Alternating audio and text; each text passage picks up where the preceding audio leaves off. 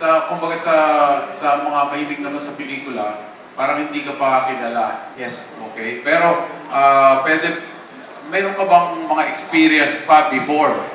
Bago ka naging isang superstar vlogger na sa pag-acting din, sa TV or sa movie? Wala po akong experience talaga. As in, kinuha po ako ni Direk fresh na fresh. Yes. Yes, fresh na fresh. Kinuha niya ako Fresh. na may tiyok. Ayun po. Fresh na, ano ba? Bakit kaya nagugustuhan ng tao yung ano mo?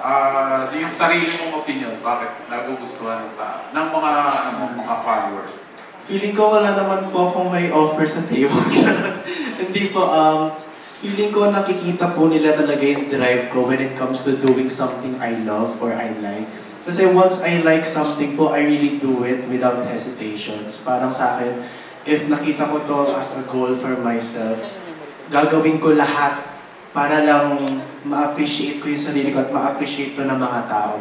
Siguro po, sobrang naging versatile din ako when it comes to social media. I do comedy, I do acting, but not professionally. I do dances, I do cosplays. Parang ginawa ko na po lahat, pero hindi pa rin ako yung pinili. Hindi, ayun po.